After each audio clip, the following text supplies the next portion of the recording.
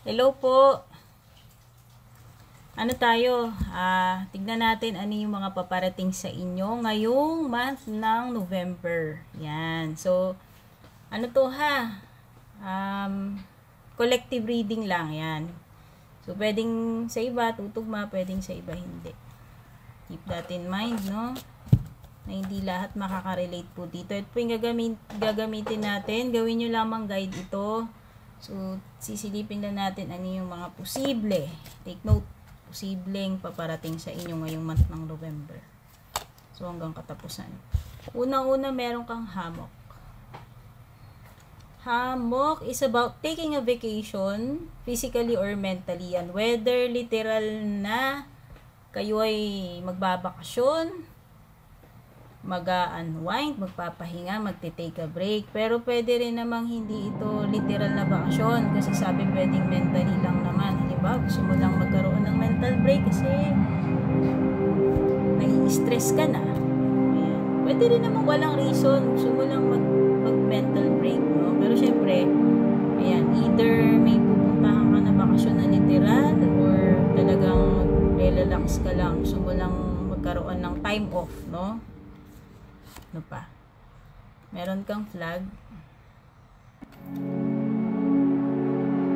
Okay, flag is about, wag mong hayaan na may sacrifice kung ano tong mga standards mo. Okay? May sinasabi siya about standards sa mga prinsipyo, yung mga standards. No? Don't lower your standards. Yan. So, pwedeng nag-a-apply ito sa mga sa mga relationships ninyo or pwedeng sa job, no? So, paano mo gawin yung mga bagay, ano yung mga pinaninindigan mo, prinsipyo mo, paniniwala mo, standards mo, ano pa? Both, wow. Both is about pera or pamana. O baka iba sa inyo hindi nyo alam ano pala kayo tagapagmana, o di ba? Charis, bongga lang. So, yan. Pwedeng this is money na marireceive mo either sa pagkapanalo or pamana. Yun na nga, sabi ko. Basta this is something na hindi yung pinagtrabahuan mo eh. Parang money na kusang mahuhulog sa'yo. Yan. So, pag siniswerte ka, pwede rin naman. Why not? Wow, Sun! Ang ganda! Sun is about happiness. So, lahat ng pleasant things actually. Sun. So, sabihin na natin itong November, magiging maaliwalas ang November mo.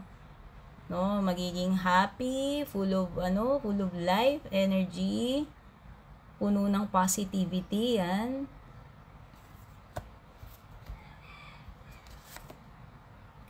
Lightning is about, ayan, meron ka rin lightning. Lightning naman is about pagkocontrol ng iyong temper or emotions.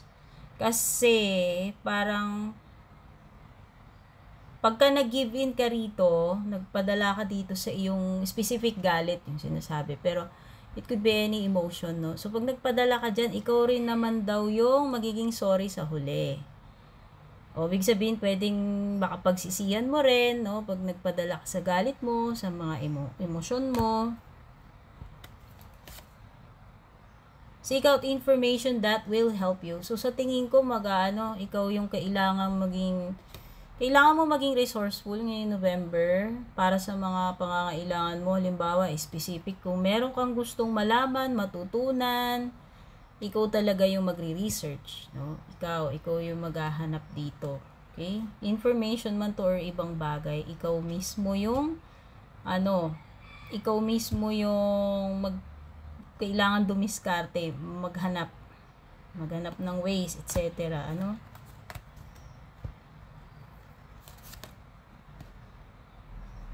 Meron ka ring hat. You will be playing a different role. Okay?